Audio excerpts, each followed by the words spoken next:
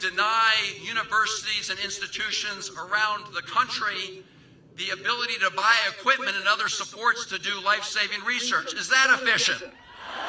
No, this is going to end up hurting millions of Americans around the country. Now, fortunately, a federal judge has put a halt on some of these illegal activities. Thank you to the judge. And I want to read from her opinion. When she made that decision, she said there was, quote, an imminent risk of halting life-saving clinical trials, disrupting the development of innovative medical research and treatment, and shuttering of research facilities without regard for current patient care. Are we going to let that stand? And I am glad that judge issued that opinion, and we need to make sure that we continue to fight this in the courts, in Congress, and in communities around the country. Are we going to do that? I want to look at FDA. We've seen illegal firings at the Food and Drug Administration. These, of course, are the people that help make sure that the food we eat is safe. These are the people who make sure that the medicines that we take are safe and do what they say they will do. When you fire the people whose job it is to do that, you make Americans less safe. People will be hurt when you fire the people who are looking out for the American people when it comes to drugs and other kind of research. Are we going to let that happen? Now look at NOAA. Anybody here from NOAA? Everybody know what NOAA does? So NOAA does a lot of things, but one of the things folks at NOAA do at the National Weather Service is that there are eyes and ears when it comes to extreme weather events. So when you close your eyes and plug your ears, Americans will be put at risk. They will die. If you don't know an extreme weather event is coming your way, you don't have the time to take shelter. If you don't know an extreme weather event is coming your way, you can't take other measures to protect your property or your loved ones. And so knocking out the National Science Foundation, NOAA, is going to have that impact. Are we going to let that happen? And of course, there's the National Science Foundation, where, and Fred Upton was talking about this. I mean, they do cutting-edge work, and they reach out to others who are providing cutting-edge research to make sure that the United States of America remains the leader in innovation. When you fire everybody at the National Science Foundation, or lots of people, you put America's competitive edge at risk. Are we going to let that happen? Now, here's the thing. A judge, another federal judge, intervened to say those are illegal firings at the National Science Foundation. And because of that, at least for now, those employees have had to be brought back. And there are other judges that are standing up for the rule of law around the country. But we shouldn't have to rely on judges alone. We need to make sure that Congress does its job, and to do that, we need the votes to get it done, which is why what's happening here is so important, and happening at other places around the country is so important, because every member of Congress needs to recognize that they have an obligation to stand up for science, to stand up for their constituents, even when they're getting tweets against them from Elon Musk and others. And so, please call everybody you know, no matter where they live in the United States of America, and ask them to show up at rallies and town halls and demand that they be heard, because what's happening right now is a lot of members of Congress are running away from those town halls. But running away from those town halls is not going to make all of us and the American people go away, because we are witnessing a great betrayal.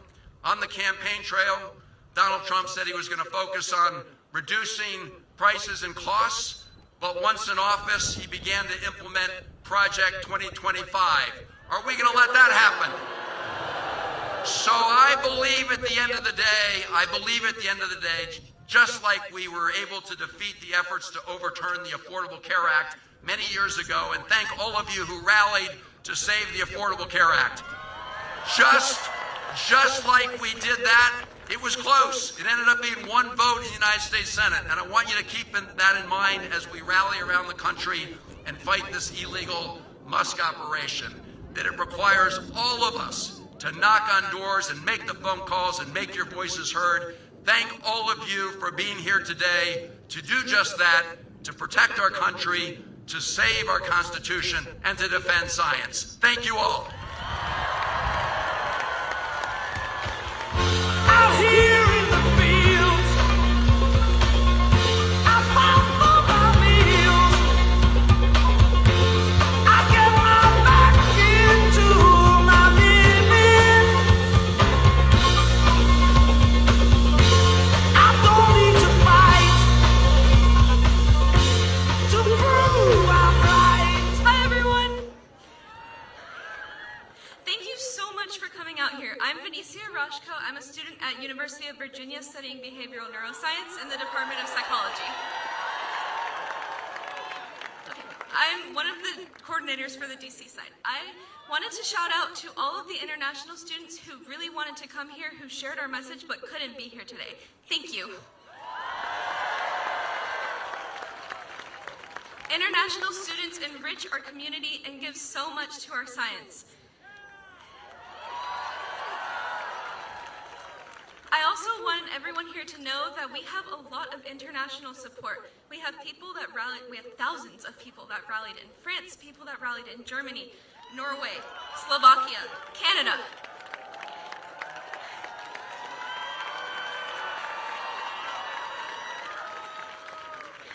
I just want the world and I want all of Congress to know that the international community is highly supportive of our cause right now.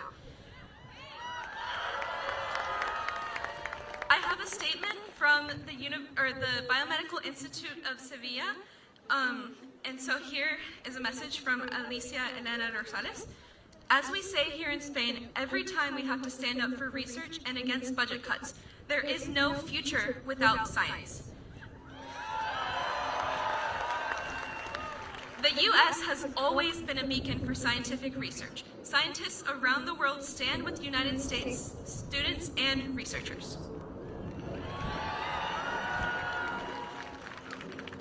I also have one more statement from a psychology student in Poland at Polish is really hard to pronounce. Jagiellonian University. Okay. I don't think she's going to be mad at me for that. She wants everyone to know that research is a universal force of collective knowledge which accelerates progress of society and individuals. These decisions to reduce the budget cannot be made suddenly. Such actions contradict common sense and diminish the ideology of science as an achievement to all people, regardless of profession and nationality.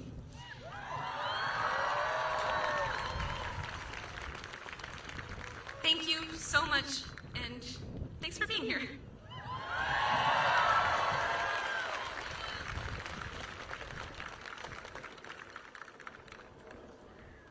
All right, y'all, be ready for some music, a little break from all the speeches. It is my pleasure to introduce one of my best friends from Chapel Hill, North Carolina. He is a local act. If you want to follow him, it is at Johnny.Sunrise on Instagram. Please do. Please join me in welcoming Johnny Sunrise.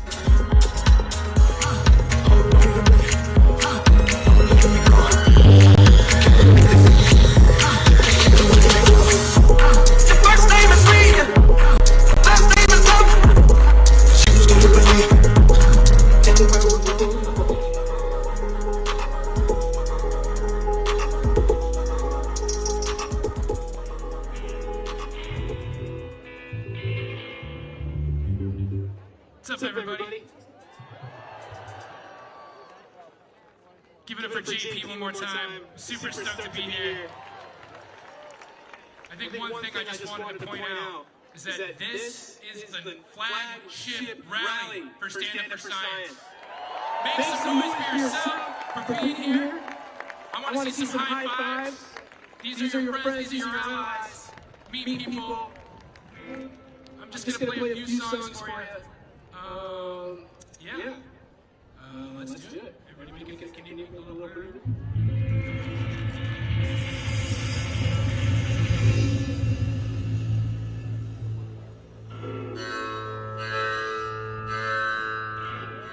This first song is called Good Luck.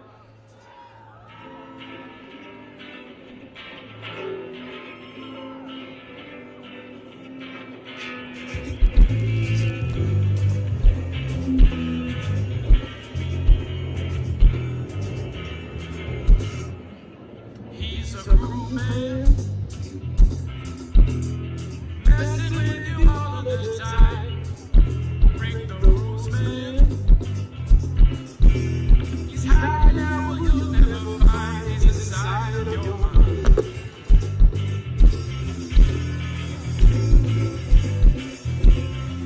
He will confuse you. Make sure that you're unsure of what's right. He'll never lose you. He's living life behind your eyes. He's inside your mind.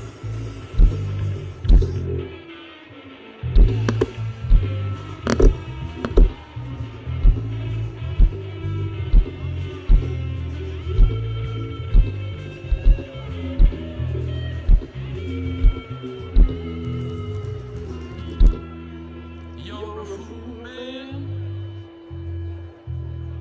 thinking that you got what it takes. It's no use.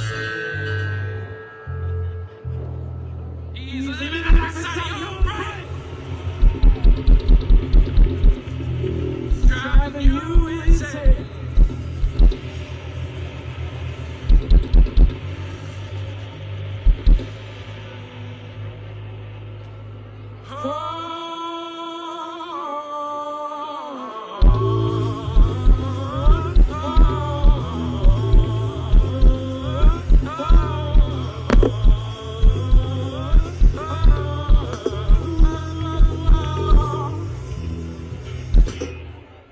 Good luck. Oh, good luck. Yeah, good luck to you.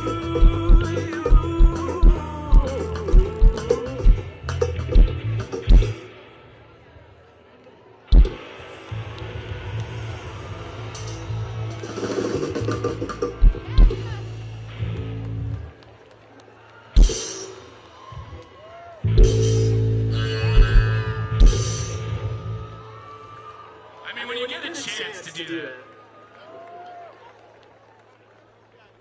this is super dope. Give it up for JP. Give it up for all the organizers. I never thought I'd be opening for Bill Nye. He called me on the phone, he said, "Johnny, we need you." He said, "Please, please." He didn't even realize me and JP were friends. This is all true.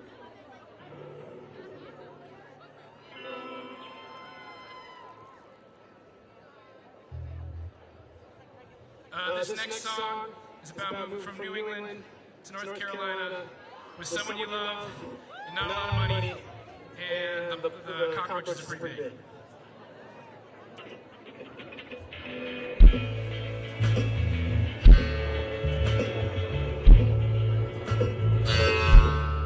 Well, my insurance covers a whole lot of nothing. Your car is my car too. There's more bugs in the attic than bills in my pocket, but I'm living my dream life with you.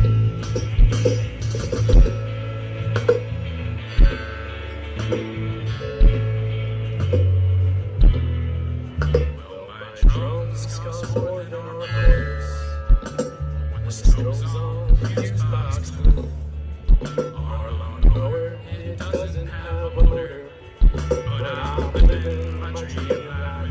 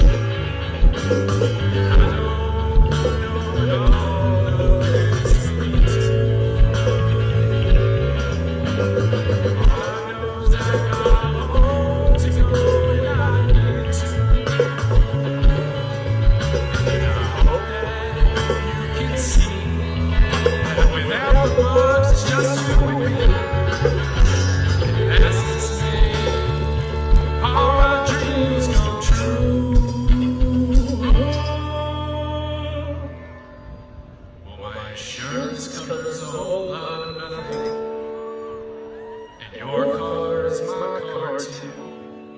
There's more bugs in the attic than there is in the pot. But I'm living my dream. Yes, I'm living my dream. My dream life.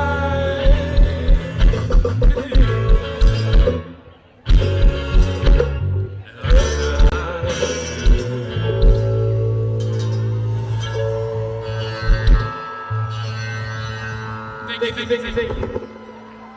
You can take the guitar as mine right here.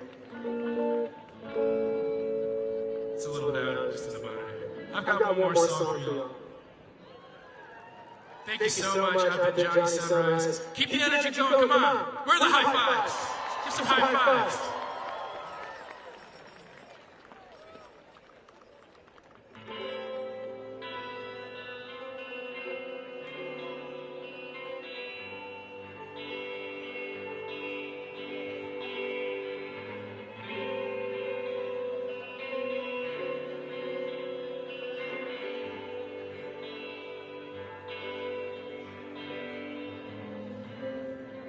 I know the wind has changed.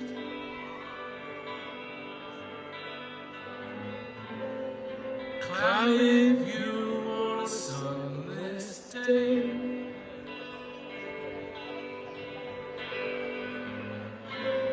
Still we grow with our roots deep in the ground. I will come back around again.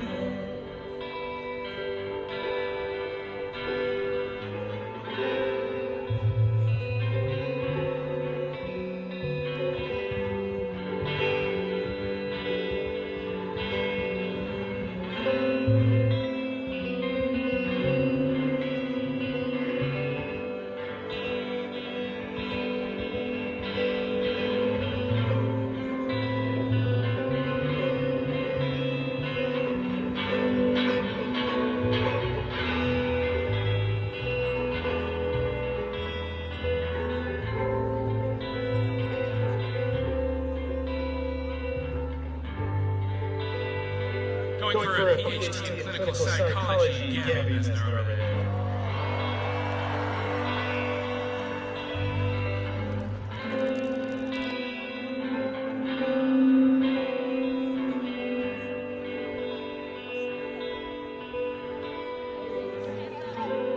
Stubborn over the weeds.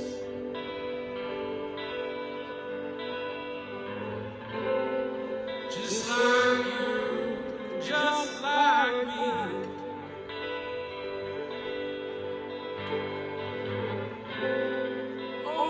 Overgrown, must be 3 feet off the ground. I hope we come back around again.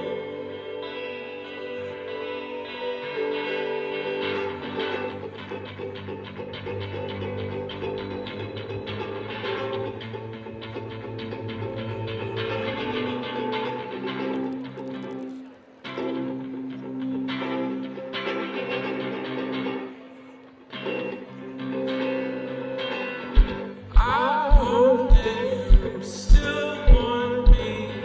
I hope that you still want me. I hope that this won't be. Sorry, we gotta cut the song short here.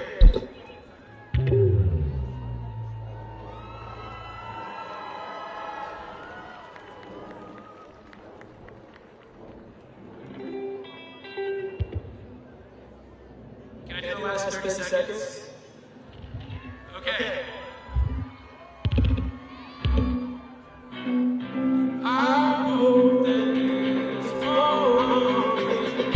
I hope that you still want me. I hope that you still want me. I hope that you still want me. I hope that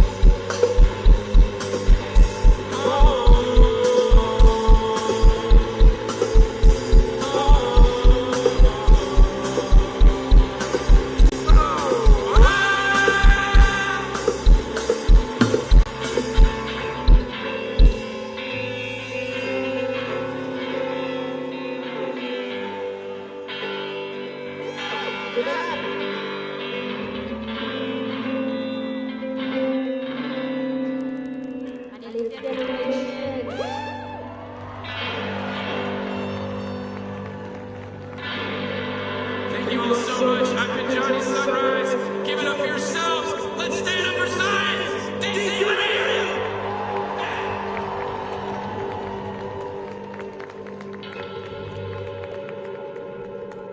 Thank you so much.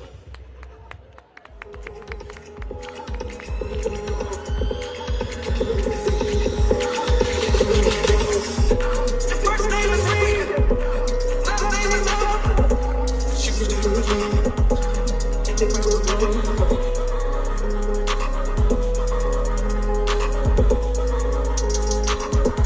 Alright, one more time for Johnny Sunrise. I am so excited to get this one going. So we can start here, ready? Bill Nye the Science Guy.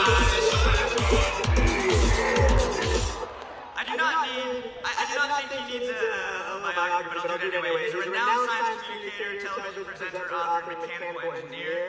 I have nothing else. I think we all know who he is. Please join me in welcoming Bill Nye.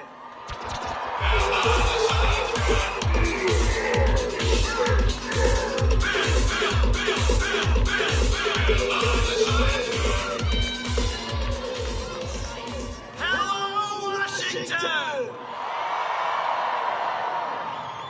It is so good to see you all.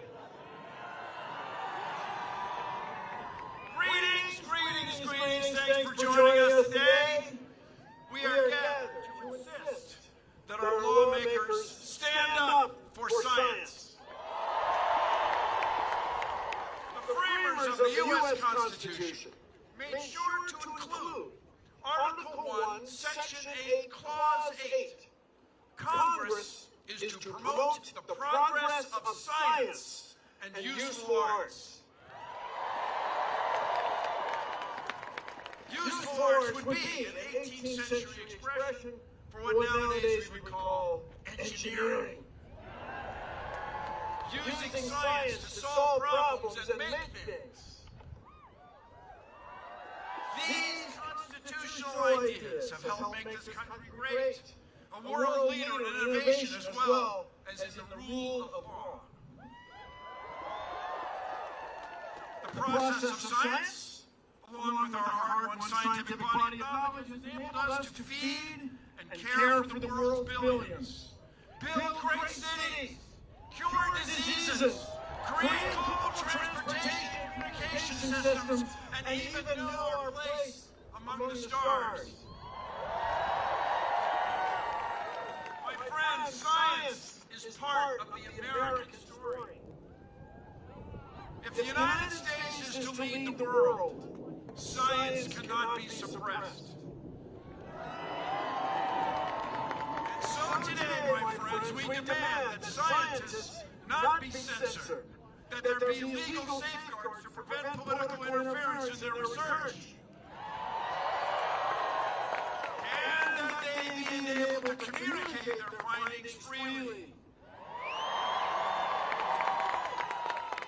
Furthermore, we demand that all of us, the public, have access to scientific information.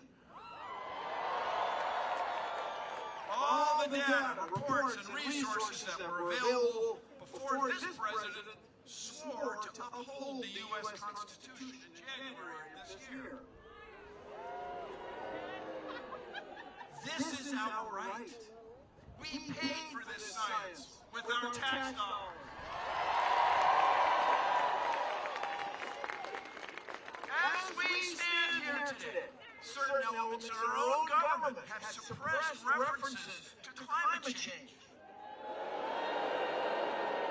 have advocated against life-saving vaccines, and have ordered an automatic review of papers for the purpose of censorship. Papers that include certain words like female.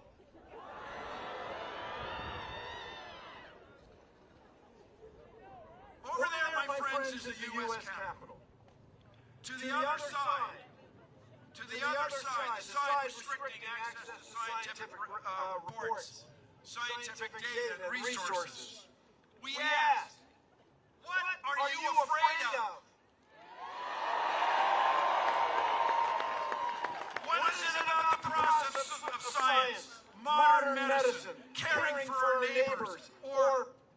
Women's History Month that you all find so scary. My friend, science is in the national interest. Censoring science is not. I encourage those on the other side to break ranks, become leaders. Oppose this suppression of science.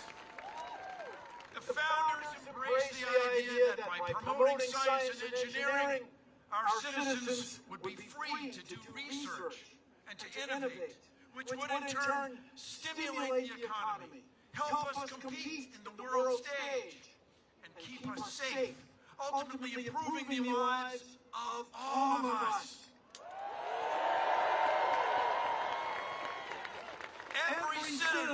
Every citizen, each of us, wants a better future for ourselves and for our families. Together we can, and we must, stand up for science.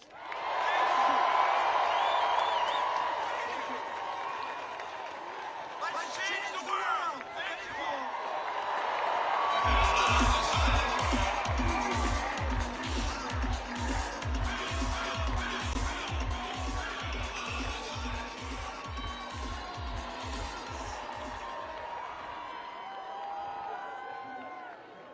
We can keep those bill chants going. We got another bill next.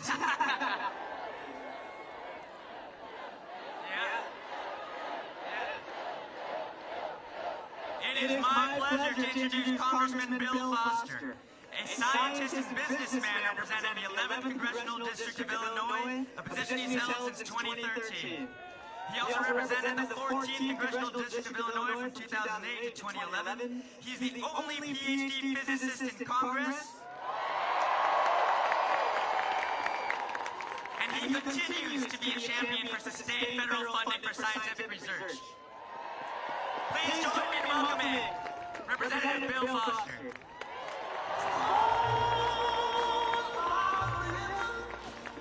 Well, thank you all for that very kind introduction. You know, I sometimes introduce myself as saying that I represent 100% of the strategic reserve of physicists in the United States Congress. But for 25 years before getting into this business, I worked at Fairfield National Accelerator Laboratory. We were smashing protons and antiprotons together to make particles that have not been around since the Big Bang. I was on the team that discovered the top quark, along with 100 scientists from universities and laboratories from around the world. And one of the reasons that you do science is not just to win the next war and not to win the next industrial competition. But part of the reason you do science is that you may make a discovery that will be in the science textbooks forever. And that is the dream of every scientist. And that's one of the dreams that's being crushed when this administration sends out an email and says, okay, summarize your work in 5 bullets. We will send it into some AI. And you know, that's a nightmare that has been in science fiction for a long time. But unfortunately, we have someone who has the ear of the White House that seems to think that he wants to be that guy who owns the robot factory that judges everyone. And that's one of the more destructive things that's happening here. You know, during the last Trump administration, I was the chair of the Science Committee Oversight and Investigation Subcommittee. And the first hearing we had was surveying the damage that had been done by the first Trump administration to the science enterprise. And it was very sad. But it was not as bad as it could be because they weren't organized yet. They are unfortunately organized now. And the damage is greater. So, you know, I don't want to lie to you and tell you things are necessarily going to be okay. Because, you know, they may not.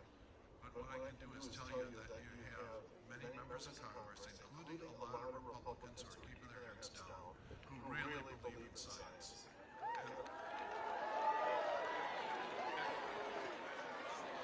And our job here is to give, well, our job here look at there. You saw Fred Upton. He was a really, frankly, if all Republicans were like him, the world would be a better place. Okay? But there are others, and our jobs are to give them, well, if not the stiffness of spine, at least the viscosity of spine, in order to actually stand up for what they know is right, because they do. And those of you who have friends in Republican districts, tell them to contact their congressman, have a meeting in their home office, in their home state, and let them know that there are people that are their constituents that really give a rat's ass about science.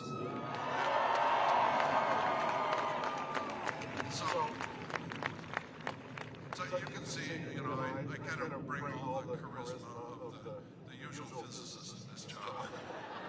Oh, excuse me, Riz, I'm told. That is. I'm trying, I really am. But I just want to let you know that your voices are being heard. And when you're speaking the truth, your voice has a natural amplifier to it that you're not always aware of. Because when I sat through most of the State of the Union speech. Yeah, I gave myself a quota of 5 objective falsehoods before I leave.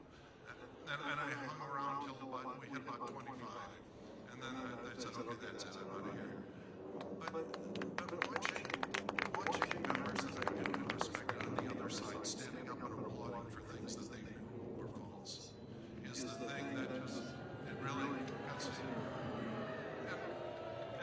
And I was thinking about why is it that scientists care so deeply about that? And I think it's because, if you're a scientist and you stand up and say something you know is not true, it is a career-ending thing. You will lose your tenured position.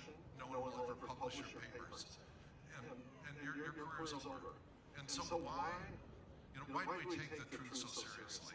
And I think it's because we operate on the edge of what is known, and so we cannot tolerate the additional uncertainty of whether the person who's presenting the data is actually lying. And so that's why, personally, I find it hard to take. And personally, why I enjoy seeing the fire in your eyes for what you're doing. Thank you.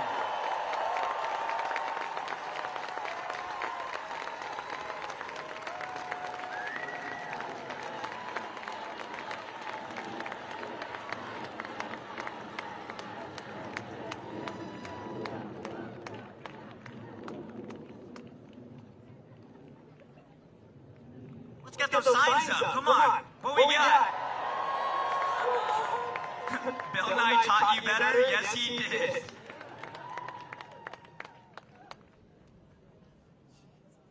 What else we got? Come and take them. Girls just want to have funding. Keep your hands off our pipettes. No science, no wildlife. It's awesome, y'all. I'm excited to announce our next speaker, Dr. Mike Mann. Mike is an American climatologist and geophysicist. He's a Presidential Distinguished Professor of Earth and Environmental Science at the University of Pennsylvania. Please join me in welcoming Dr. Mike Mann.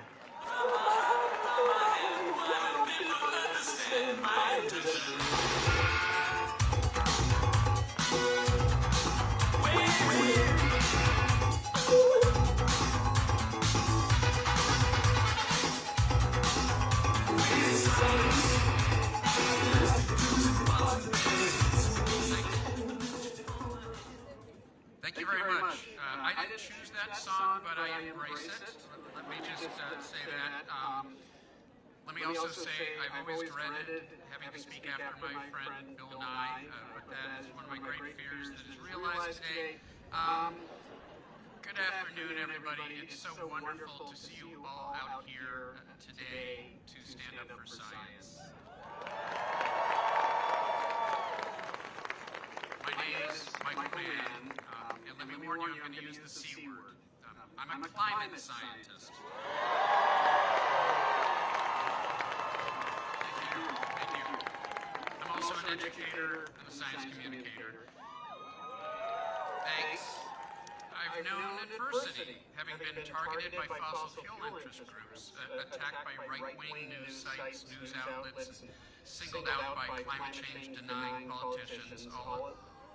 Yes, unfortunately, and it's even worse today, all in an effort to discredit my research demonstrating the profound threat of human-caused climate change.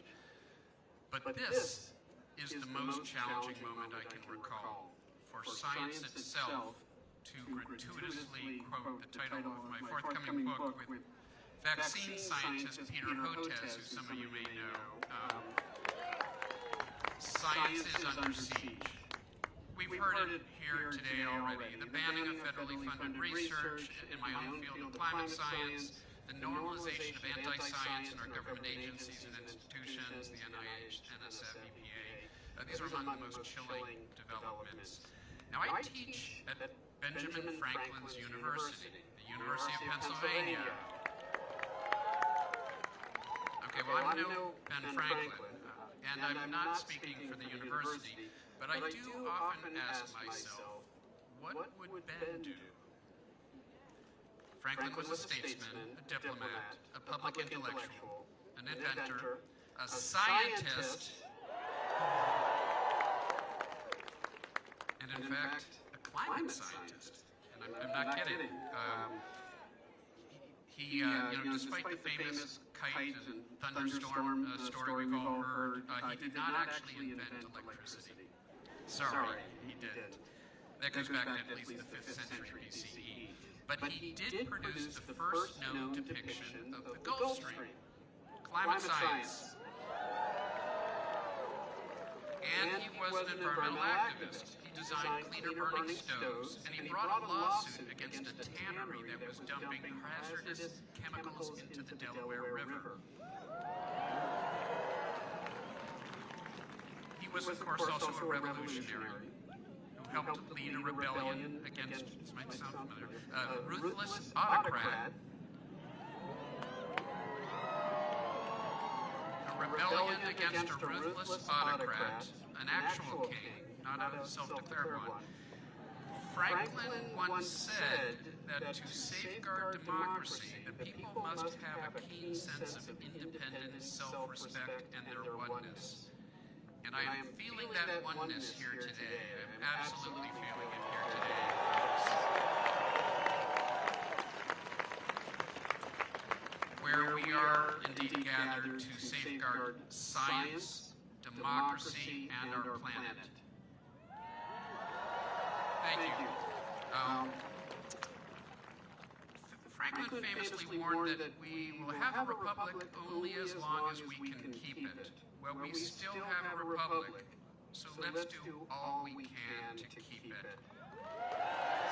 All we can to keep it. Let me, while I still have some time, talk about another key figure in our nation's history, President Abraham Lincoln, whom we honor here today by speaking at his memorial. Lincoln was a Republican. In fact, he was the very first Republican president. And he oversaw the creation of the National Academy of Sciences, an independent, non-governmental organization for providing independent, objective evidence, advice to the nation on matters related to science and technology. Yes, that was Abraham Lincoln, first Republican president.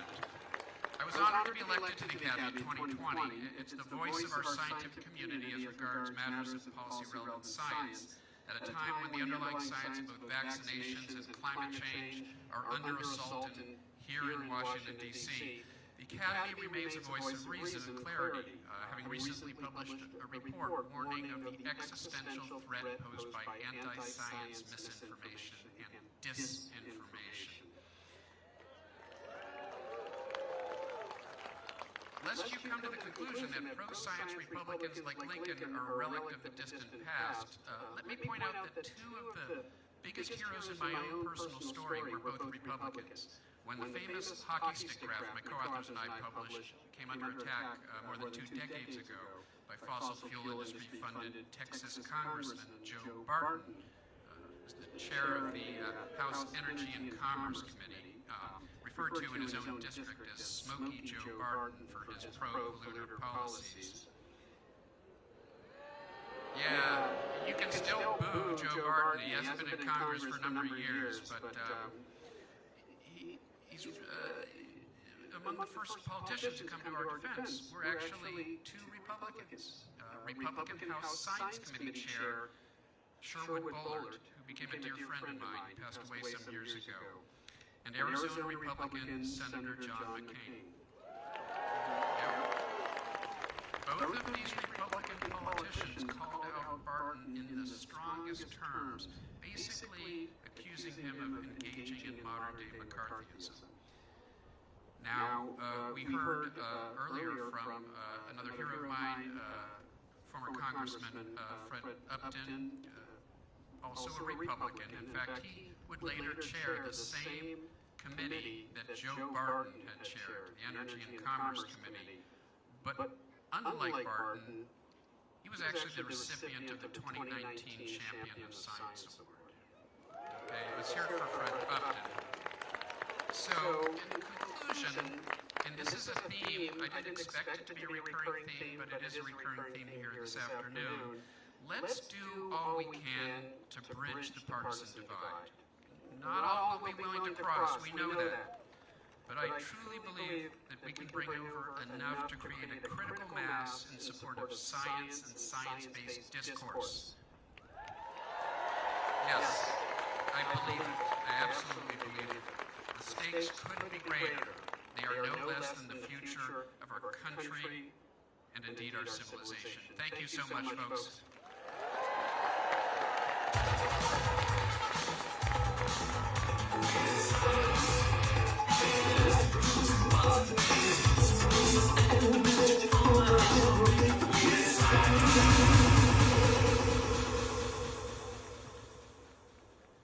I'm back again to introduce yet another speaker in this amazing lineup of people with all kinds of important perspectives, all here to stand up for science like you are doing. And it's not just because there's no place to sit. You really want to stand up for science. It's my great privilege to introduce a heroic figure that I've admired for some time, who's here from Boston. He has a very challenging personal story to tell you of a family history that afflicted multiple members with Alzheimer's disease. Himself a journalist, he is now beginning to have symptoms of that same illness. A lot of people would go and hide somewhere. Not Greg O'Brien. Instead, he wants to tell the world about this and about how important research is for people like him and all those that will come after. So please put your hands together and scream a good welcome to Greg O'Brien.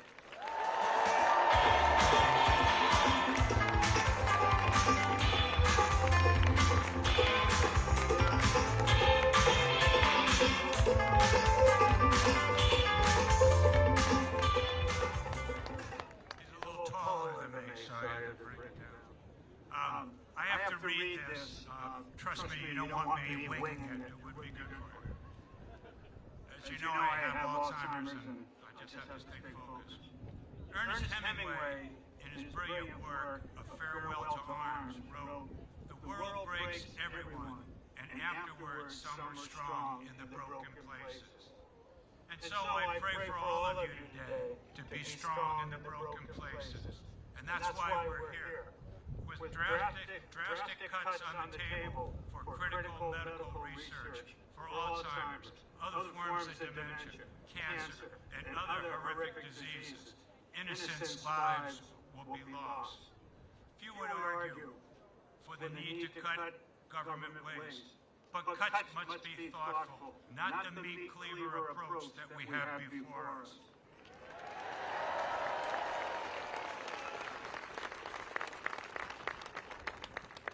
As a journalist, I have no party affiliation. I'm not a Democrat or Republican. I'm in the middle. My focus is building a strong constituency for unilateral support for medical research and care for the millions upon millions who are suffering today. I am deeply concerned about the future. It's simple math. I learned as a young age from the Sisters of Charity in an Irish school outside Manhattan that 1 plus 1 is 2. But if you subtract 2, you have 0. And that's not right. And that's where I fear we're headed. It shouldn't be that way. It just shouldn't.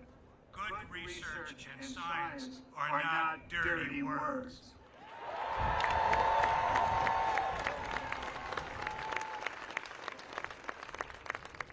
I wish my mother could hear this.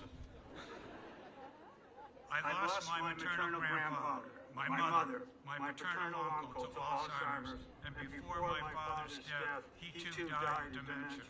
One of 10 kids, I was at both my parents' deathbed on Cape Cod, the family caregiver. That image burns inside me. Several years ago, Alzheimer's came for me. I also have prostate cancer. Ongoing breakdown of my body, given that brain signals are not connecting properly. I also deal with serious internal hemorrhaging at times, and a degree of numbness from my neck to my feet. I feel a little like Gumby. Got a little love here.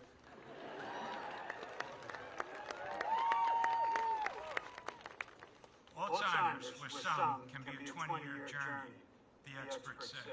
It's like having a sliver of your brain shaved every day. That's why more research is needed to slay the demons of this disease.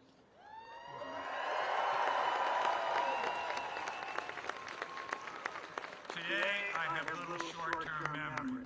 A close friend of mine calls it CRS. Translated in Gaelic, can't remember shit. That's my MacBook Pro laptop is my best friend. It's my brain. I write everything down before I forget.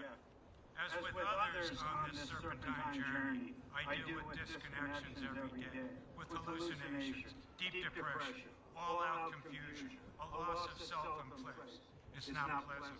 And again, that's why we need more research.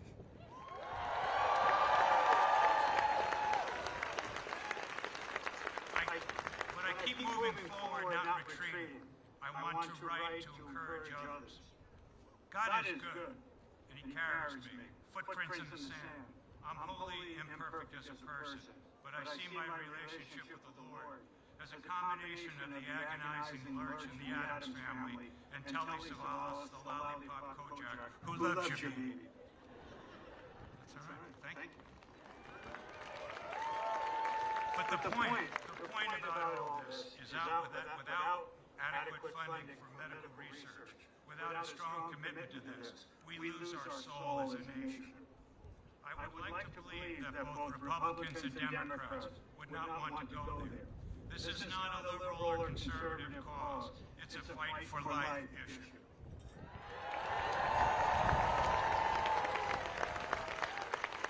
I'm almost done.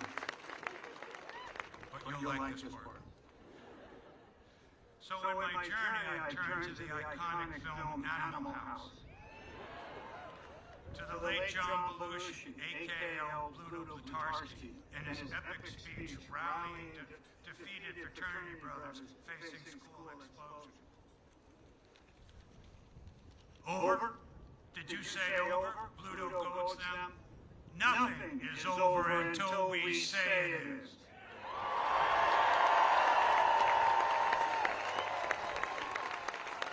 And so, folks, it isn't over until we say it's over. Keep rallying, keep the faith, be strong in the broken places. God bless you, and thanks for listening.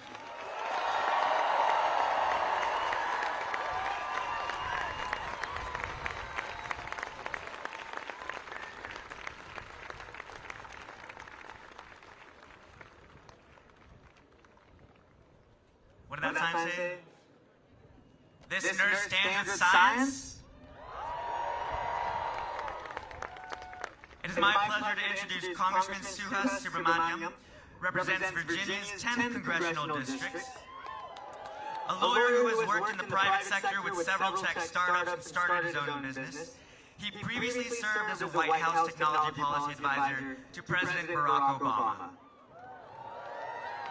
In the Virginia House of Delegates from 2019 to 2023, and the Virginia State Senate from 2023 to 2024, Suhas passed landmark legislation to lower the cost of tolls, utility bills, and prescription drugs. And lastly, he also co-founded a caucus dedicated to bipartisanship and passed bipartisan bills to improve K-12 education, lower taxes, and address gun safety. Please join me in welcoming Suhas.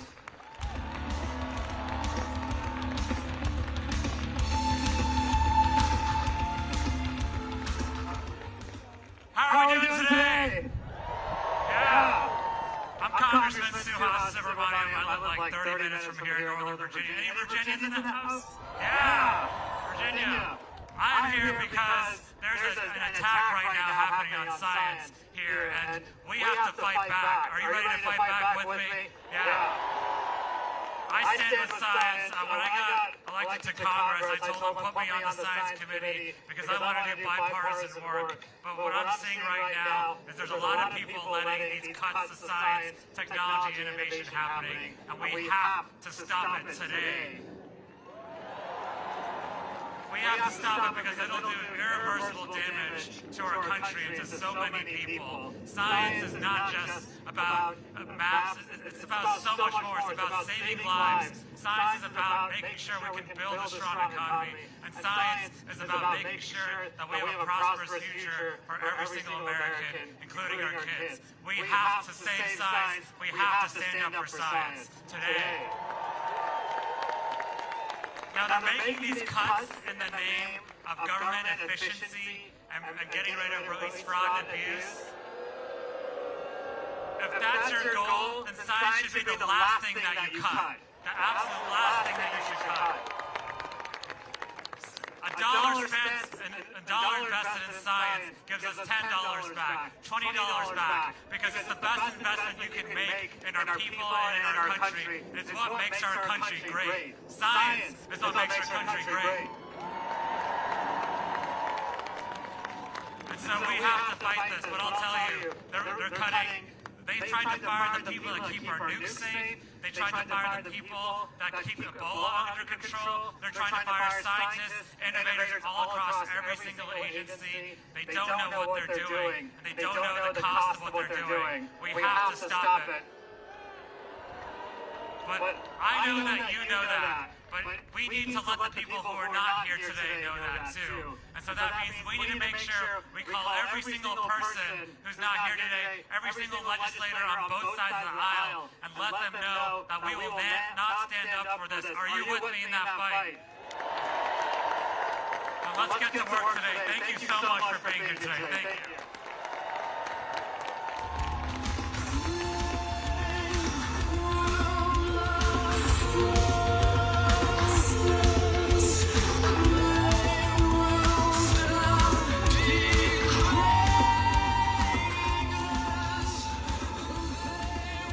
Shout out to the sign that says, fund science like your life depends on it, because it does.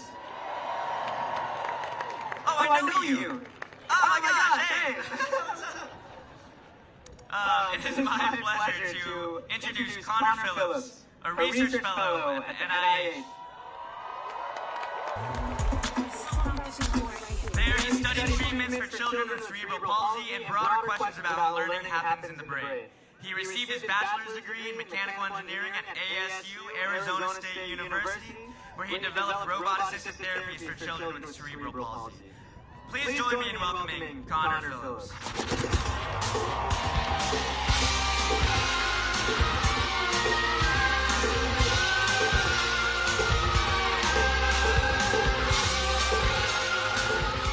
Thank you all for being here today. As you heard, my name is Connor Phillips, and I'm a proud member of UAW 2750, the Fellows Union at the National Institutes of Health. Yeah. As you've heard today, the health of Americans is tied to our investment in biomedical research. When science thrives, we all thrive. And I am living proof of that. You may not see it at first glance, but I have cerebral palsy. My mother went into labor more than 3 months early, and the treatments that helped ensure my survival were made possible by NIH-funded research. Just 4 years before I was born. Without that science, I might not be able to walk. I might not be alive at all. My very existence is a testament to the power of NIH research and the lives it transforms. That's why I chose to dedicate my life to science. Yeah. At the NIH, I've worked to develop new therapies to improve the lives of other children with cerebral palsy. Now, I'm advancing our understanding of the brain. I hope to give back to the institution that gave me my health.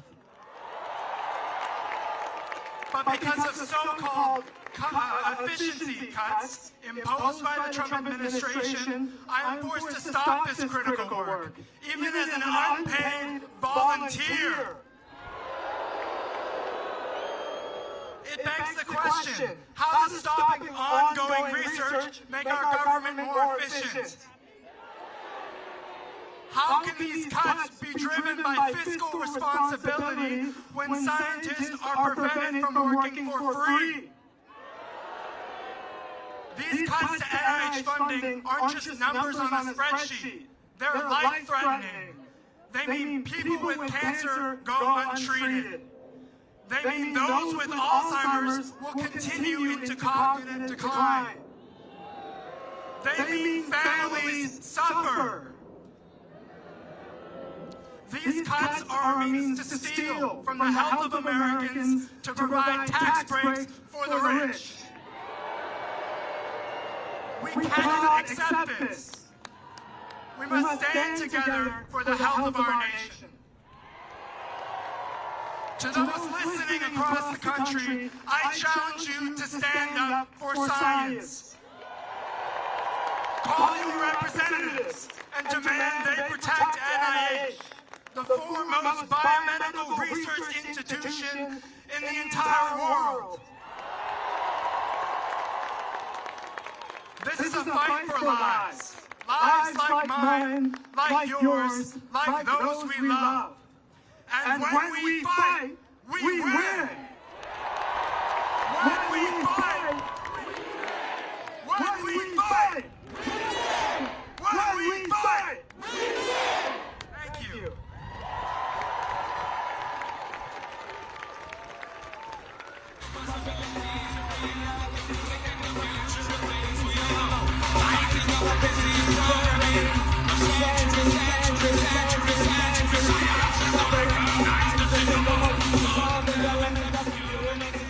All right, why are people standing for science? To fund our research and fund our futures. If we don't fight for science, who will? And lastly, this person is standing up for science because they lost their mom to a cancer 10 years ago that now has had a successful clinical trial that can cure it. We need science. This next speaker, I'm delighted to introduce Dr. Nate Brott, who is the former director of the NIH Executive Secretariat. He recently spoke out against the current attacks on science, standing up for the NIH's mission and against orders that ran contrary to years of NIH research and findings about sexuality and gender. Please join me in welcoming Dr. Nate Brott.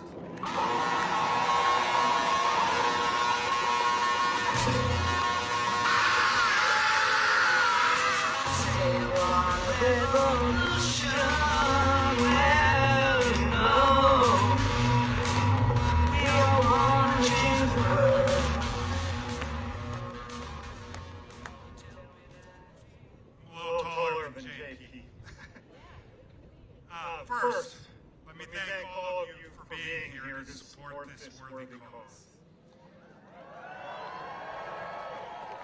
Second, allow me to thank the organizers for Stand Up for Science for allowing me the opportunity to speak. Contrary to what JP just said, I'm not a doctor, I'm not a scientist, I'm not a researcher, but I appreciate them allowing me to speak anyway. I certainly do not feel worthy to share the stage with luminaries like Francis Collins and Bill Nye the Science Guy. My name is Nate Broad, and last Friday I resigned my position with NIH via a resignation letter I submitted to Matt Memley, posted on LinkedIn, and which was published in the Washington Post yesterday.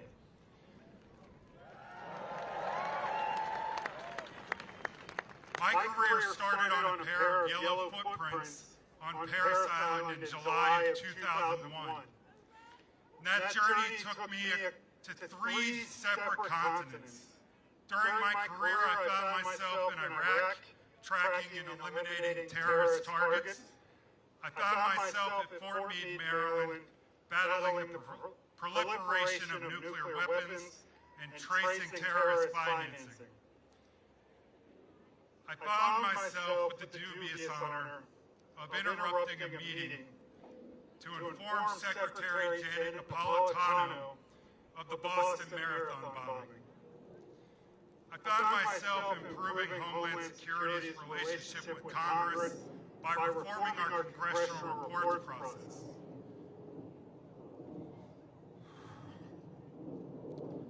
I found myself donating a kidney to my best friend's brother 2 days after my best friend died of cancer.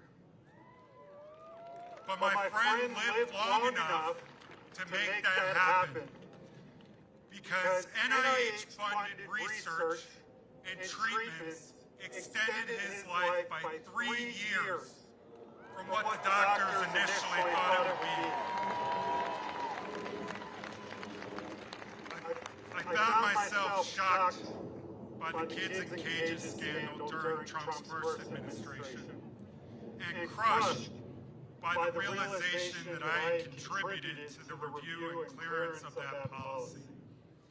I found myself working on letters to families to explain why their SNAP benefits were being drastically cut and why their school lunch programs were being scaled back, while struggling with the fact that I personally benefited from those programs as a child.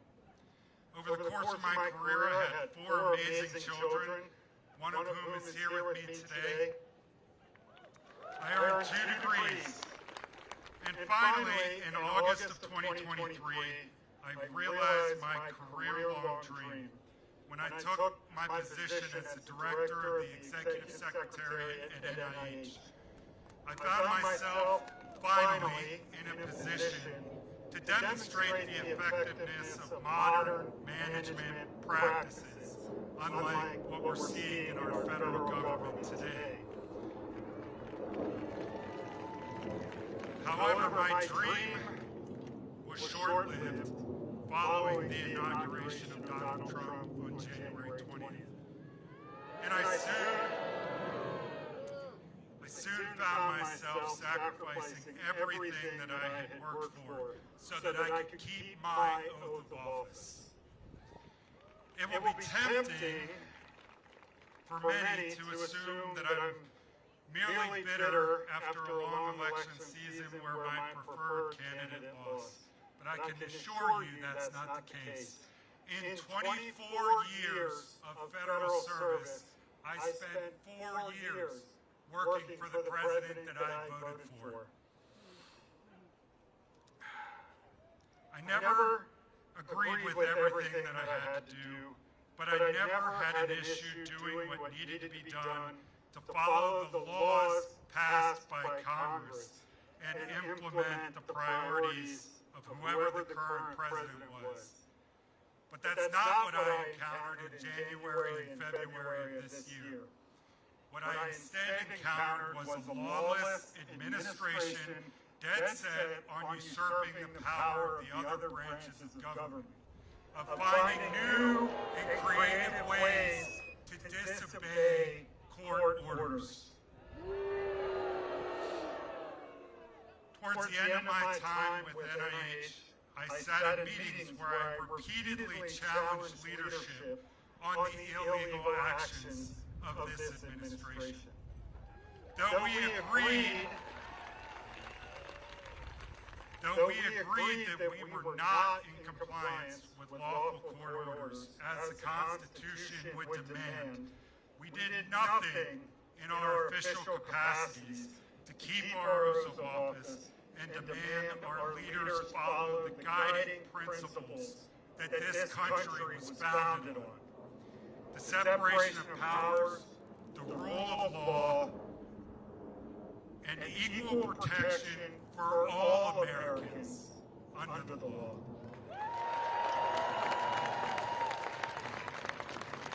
Instead, we actively implemented unscientific and unconstitutional executive orders at the expense of our trans and intersex colleagues and fellow citizens. Instead, we held tight, hoping that any day now, the administration would allow us to begin respecting the law again. Instead, we followed an acting director who I have reason to believe was not legally appointed to that task. Instead, we denigrated our reputation and our legacy worldwide by following a pseudoscience snake oil salesman who's been installed as the head of HHS.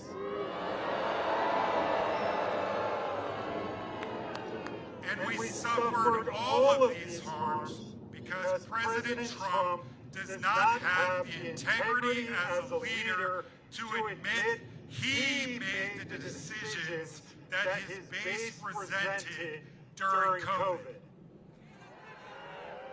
He refuses to admit that he scapegoats NIH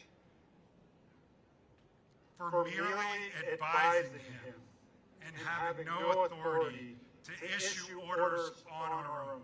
Those were his decisions. Contrary to what Fox News would have you believe, Tony Fauci is not a criminal mastermind who spent 5 decades saving millions of lives around the world so that he could fool people into wearing masks. The fact that President Trump has repeatedly put Dr. Fauci's life in danger to avoid acknowledging his own accountability is a tragedy and a national embarrassment. The future of science in America faces unique challenges and nearly insurmountable obstacles to recover from so much damage in such a short time. We've done irreparable harm to our universities and research institutions here at home. We've done obscene amounts of damage to our international partnerships. We need to figure out how to stop this administration from dismantling our country's scientific community and selling it off to the lowest bidders at big pharma companies owned by their allies, so that we ensure science continues to advance for everyone. We need to figure out how to reestablish our place at the forefront of scientific research so that we do not spend decades lagging behind adversarial nations who continue to advance and invest in the future. And unbelievably, the unique challenges facing the future of science in this country are not my leading cause for concern or the main reason why I'm here today. As serious as those concerns are, they're offset by one very simple reality. The future of scientific research in America will be inconsequential if we fail to secure the future of democracy and the rule of law in America first. Thank you.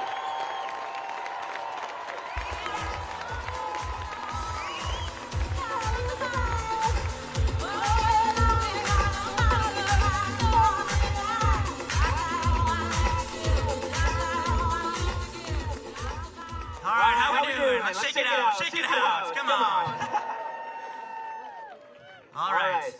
Up next, we have Dr. Patrick Sullivan, the Charles Howard Candler Professor of Epidemiology at Emory University's Rollins School of Public Health. He's the co-director of the Prevention Sciences Core at Emory Center for AIDS Research, CFAR, and he has worked in HIV prevention for 26 years. Please join me in welcoming Dr. Patrick Sullivan.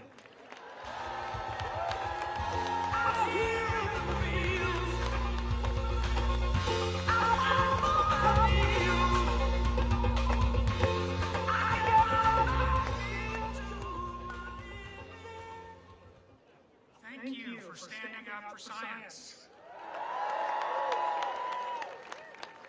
We probably all have our own reasons and parts of our own life stories that lead us to be here today, making our stand for science. And what I'm passionate about is work to end the HIV epidemic in the United States and around the world, work to promote the health and well-being of people living with HIV, and working to train and make opportunities for the next generation of scientists. So I was asked today to give a little insight into what science and public support for science has done in our global response to the HIV epidemic. And for me, this is a really personal issue. I moved to start college in Atlanta in 1984, and the HIV epidemic was in full swing in Atlanta. It was a scary time for our community. It was a tragic time for people living with HIV and their caregivers, as they were visibly affected. There was no effective treatment, and there was pervasive stigma towards people living with HIV. So when we think about ending the HIV epidemic, it takes an all-science approach. We need clinicians. We need epidemiologists. We need laboratorians. We need social scientists. Go social scientists, all right. So what I'd like to do is tell you some of the things that this research community has accomplished. And if you hear something that you want to thank scientists for, I want to hear back, all right? In the 4 decades we've been working, we've developed tests for HIV which are sensitive, that allow people to test themselves for HIV, and that yield results in only a couple of minutes. HIV testing. The scientific community has developed treatments for HIV. People living with HIV can have an expectation of a normal life expectancy, and just recently has been the introduction of monthly injections for HIV treatment. And I should say that it's unconscionable that people who were benefiting from these life-saving treatments supported through PEPFAR are being deprived of them. It's unacceptable, and it needs to change. Prevention. We have preventive medications that are 99% effective at keeping people protected from HIV, and we now have monthly injections that prevent HIV infection in those who are not living with HIV. And we're still on the pathway in search of a vaccine for HIV, and we must not give up on this effort. This is part of a global effort that has to be sustained to foresee the end of the HIV epidemic in the world. So support for our colleagues working on HIV vaccine research.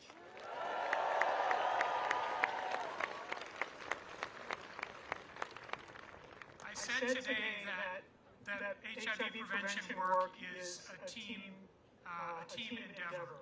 And so I want to thank all of our federal partners, whether they are scientists, laboratorians, funders, administrators, grant administrators, who make it possible for us to do this work. Thank you to our federal partners.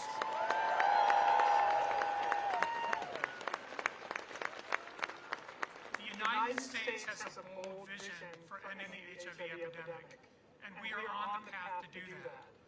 But interrupting any of these streams of science for testing, for treatment, for prevention, for vaccine, threatens our progress towards that shared goal. So as we wrap up today, I want to hear from you about your support for our federal scientists and colleagues who make this effort possible, for the NIH, for the CDC, and for training the next generation of public health scientists to do this work. Thank you for standing up for science.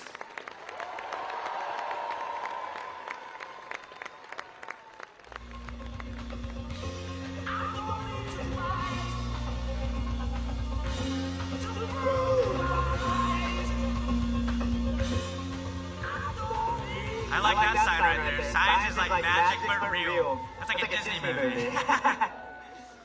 All right, up next we have Dr. Bonnie Swainer, the founding director of the Johns Hopkins Disability Health Research Center and endowed professor of disability health and justice. Drawing from her experiences as a person with a disability, she aims to shift the paradigm from living with a disability to thriving with a disability. Dr. Swainer's research applies evidence-based strategies to dismantle the barriers that disabled people face, including in STEM. Her work has impacted policies at state, federal, and international levels, and she played a critical role in the national advocacy that led to the NIH's designation of people with disabilities as a health disparity population. Please join me in welcoming Dr. Bonnie Swainer.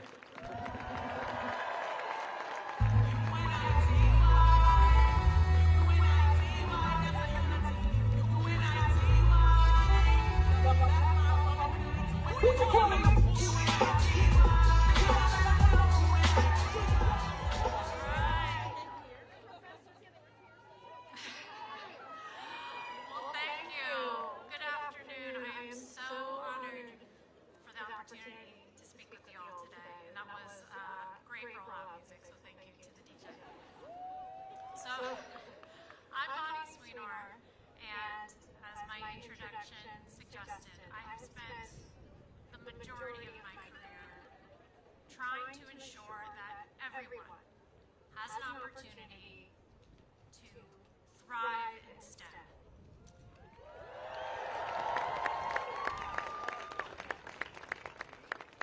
As a person with a disability, I know firsthand the barriers that exist. But I also know the power of science to take them down.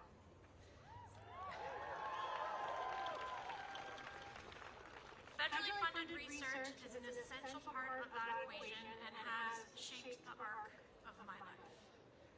When I was a teenager, federally funded research was essential for saving my life when I had a rare infection that was resistant to antibiotics. Federally funded research, again, was essential for the care I received when I had complications after the birth of my son. And federally funded research helped slow the vision loss that I experienced after being diagnosed with a degenerative retinal condition.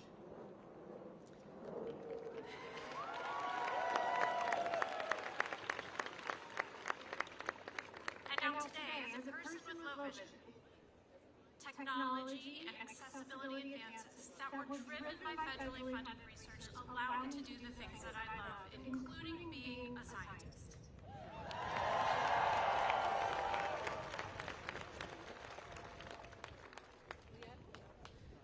Because of the research that has been supported by federal funds, I have just been able to live, but to thrive.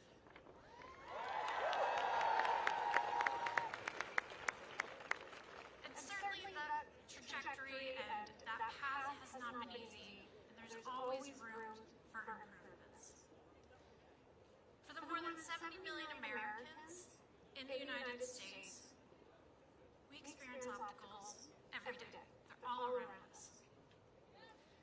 And it's not about our abilities. Those barriers come from environments that aren't designed to include us and mindsets that think we can't.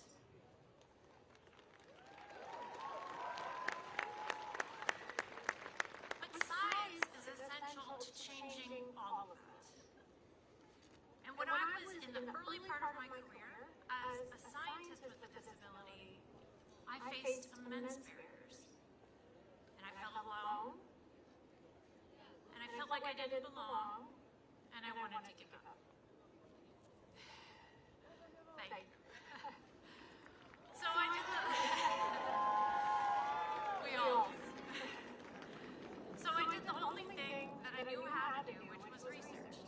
And so my colleagues and I were among the first to publish data showing the woefully underrepresentation of scientists with disabilities receiving federal funds. And to my surprise, those data led to real change, changes in policies, changes in programs, and changes in opportunities, which now, unfortunately, are all under threat.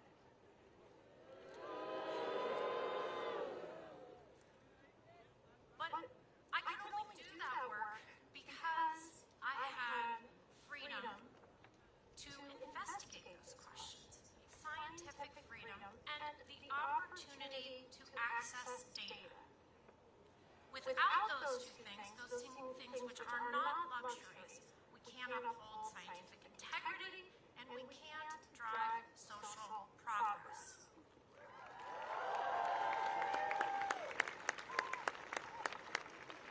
So today, we are all here to fight back.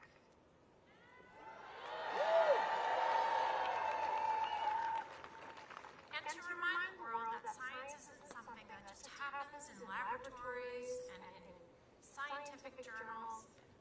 Science is all around us. It is woven into the fabric of our lives, and it is essential to get us to a better future.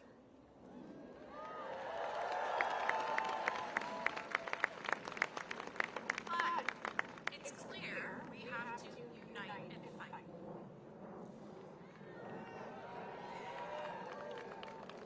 And we have to do that not just today, but every day.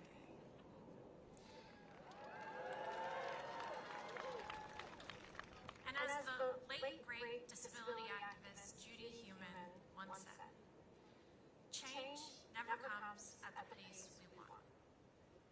It only comes after years and people joining together, strategizing, sharing, and pulling all the levers that they can. And it's clear it's time that we have to do that too.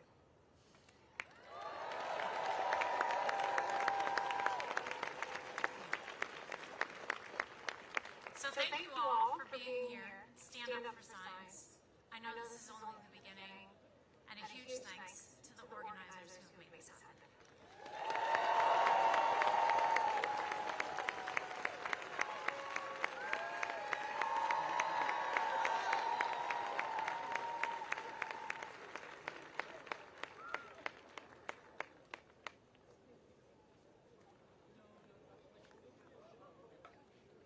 All right, y'all, I got some shout-outs real fast. Some group shout-outs. Where are the UVA people at? UMB? Drexel University? Yeah, over there somewhere. Gallaudet University? Okay, got a couple over here. When the co-lead organizers first started this, we had no idea that this would be, the support that we see, and we know that this is happening all around the world. And this next speaker is actually one of the co-lead organizers. Please join me in welcoming Colette Delawala.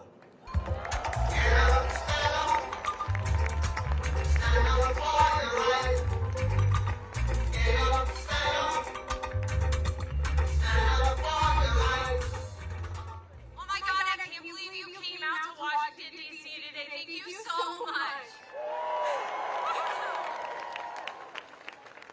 So the first thing I want to say is a huge thank you to the hundreds of volunteers across the United States who really, stood up for their values and stood up for science and organized an incredible movement in less than 30 days. Like, we gotta get them. Moreover, I would be remiss if I did not very explicitly call out our incredible DC team. So Stephen, Patrick, Bethany, Mike, Venezia, Anna, John, Rachel. Our team here at DC has been incredible, and you guys would not be here today without them. Please give them a big round.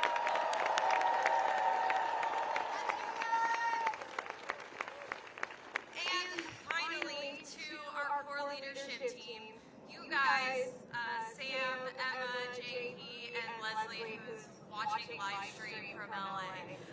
You guys are unbelievable. You are brilliant scientists and activists, and you wear a million hats so gracefully. You are the best representation of humanity that this world has to offer, and it is a privilege to know you and to get to be a small, tiny part of your incredible stories. And I am forever indebted to you for your support and for coming together alongside and for, doing this thing. Like, this is incredible. And so if we could please give them a round of applause. And all you faculty out there, I want you to remember their names and I want you to hire them and pay them really, really well. So in Dayton, Ohio, there is a very small two-story museum called the Boonshot Museum of Discovery. And I remember having field trips at this museum as a kid, being fully engrossed by the planetarium and the water table, the indoor animal conservatory. And I don't know if I can point to a specific scientific fact that I learned during those visits, but the thing that stuck with me was that I remember having a blast at the Boonshot, and it filled me with wonder as a kid. So since the beginning of the movement, people have been asking us in all of our DMs and bombarding us, who are you? Like, who are the organizers? What do you? And that's a really reasonable question. I get it. I would be asking the same. And so I just wanted to give a little picture into my story, which I think resonates with a lot of you. I'm a mother and a grad student and a wife and a therapist, and I grew up in rural Ohio, and the messaging to me was that a degree was a piece of paper that you got that meant that fewer people could tell you what to do. And being a scientist was not one of the options that I had. In fact, the only female scientist that I remember seeing as a kid was my 6th grade science teacher. And a field trip, I know! She was wonderful! She was so special.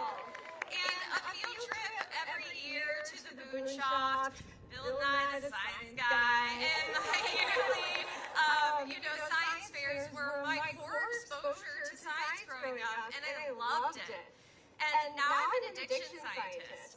And I study compulsive substance use, which is the worst flavor of addiction that a person can experience. And I do this by translating what we have found in preclinical models, such as in mice and non-human primates, to be applied in humans. And it's a really hard problem to solve, and one that, thanks to the support of the NIH, we inch closer and closer to solving every year. Yeah, thank you, NIH. Thank you, NIH.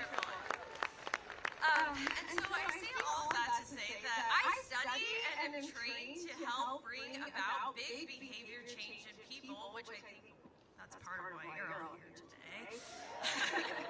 And so the big question that we've really been reckoning with is how the hell do we fix this mess? And I sat at a table with a Nobel laureate last night, didn't have the answer to this question, and I think that's notable. Like, it's a really hard problem to solve. But I have a hypothesis. I think that the antidote to distrust in science and the skepticism and the antidote to fascism are the same, and that's igniting wonder in people again. Right? And so you may be saying, Colette, that's cute, but we're in a constitutional crisis, and so please be serious. But, yes, thank you. Igniting wonder in a child now can mean that the next timely breakthrough in cancer treatments, climate change, or astrophysics comes a few years down the line. That's right.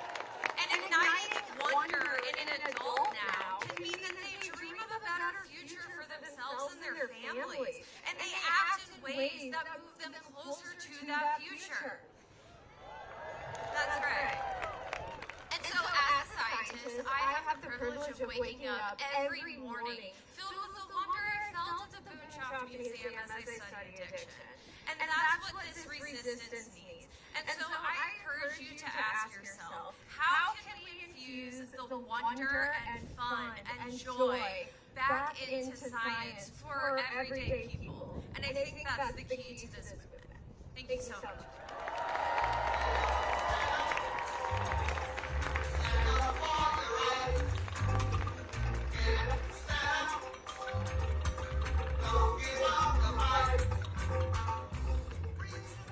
Yeah, she mentioned to give us jobs. I'm looking for rare disease researchers, actually. Would be nice. Excited to introduce this next speaker, Dr. Alison Agwu, a professor of adult and pediatric infectious diseases at Johns Hopkins University School of Medicine. She's an active member of the U.S. Department of Health and Human Services Adolescent and Adult Antiretroviral Treatment Guidelines and the immediate past chair of the HIV Medicine Association Board of Directors. Her overarching research goal is to decipher, address, and minimize disparities in treatment and outcomes for those living with HIV. Please join me in welcoming Dr. Agwu. I grew up as a real good girl, always home, don't go nowhere. As soon as I was introduced to carnival, I said I do, and we getting on. We're a sexy woman, just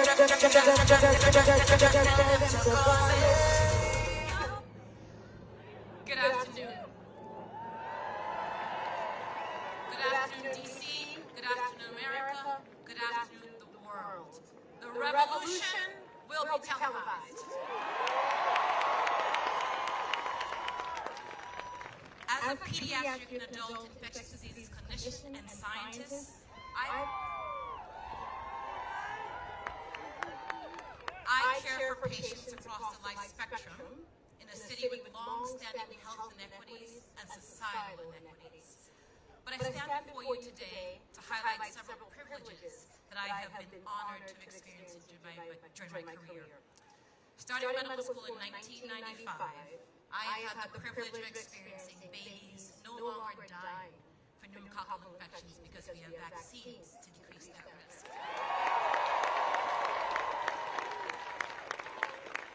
I have had the privilege of seeing the remarkable advances in HIV treatment, care, and research, including the evolution of 1/3 of babies born to mothers living with HIV, dying from HIV, to now when a child is born with HIV in this country, it is a rare event. Previously, children born with HIV routinely died before adolescence, and now I care for a cohort of young people aged 30 and above who have been born with HIV and are living their full lives. These successes have been primarily fueled by federally funded research investing in the most innovative and impactful science. The process involves scrutiny and oversight with only a tiny fraction of research applications being awarded. The grants, including those indirect costs, pay for the science, the administrative expenses, and the facilities from the janitorial services to the lights. All of it. Already, major federally funded grants, awards, and ongoing projects have been shuttered domestically and internationally with disastrous consequences. We must restore and expand scientific funding to continue progress. We just must. We must maintain the workforce. We must fight the 15% arbitrary 15% indirect costs that will hog-tie our institutions. These successes have been fueled by translating research into clinical care, which in the case of HIV would not have been feasible without the federally funded Ryan White program and the expansion of insurance, Medicaid, and the ACA. Proposed cuts to these funding streams will dismantle the infrastructure, decimate the workforce, and halt progress. This will lead to less viral control, this will lead to more infections, and this will lead to more deaths. We must maintain and expand the funding and ensure access for all.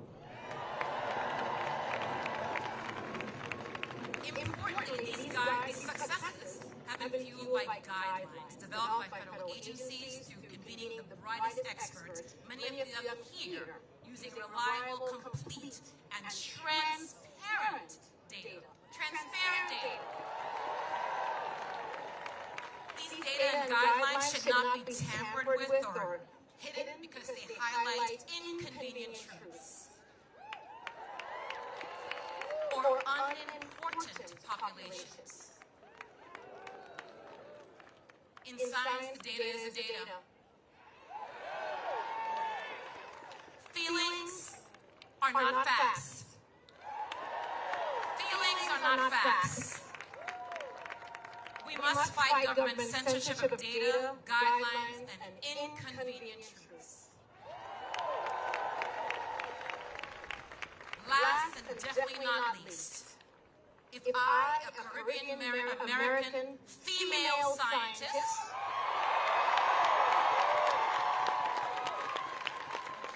and full professor at one of the top research institutions in the world, did not stand here and highlight the importance of inclusion, diversity, access, and inequity. Equity, I would be remiss. Science is a beautiful art built on a canvas of data. The best science comes from diverse ideas, from diverse people with diverse perspectives. Spurring innovation and progress. There must be pathways to ensure diverse perspectives have a seat at the proverbial table. We collectively reject that inclusion, diversity, equity, and access are bad words. In fact, programs championing these ideals should be celebrated and expanded. As that is how we get the best science and the best outcomes. So DC, America, say with me, we must challenge. We must stand up for truth. We must stand up for inclusion. And we must stand up for science. Thank you.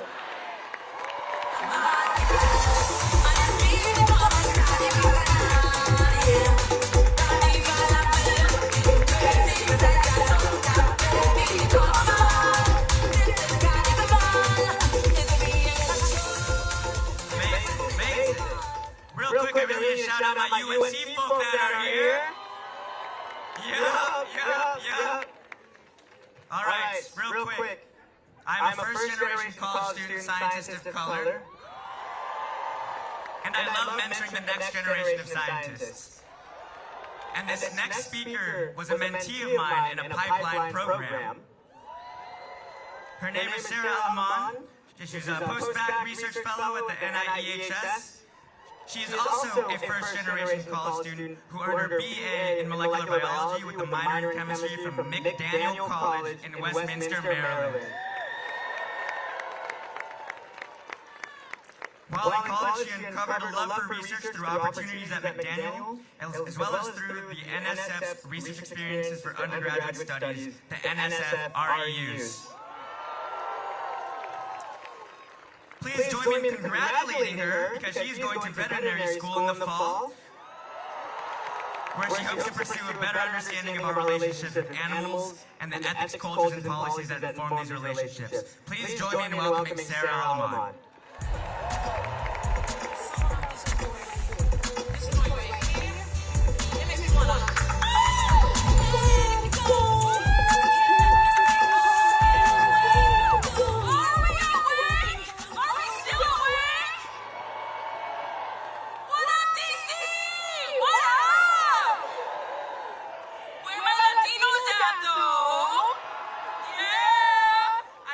Show up for this.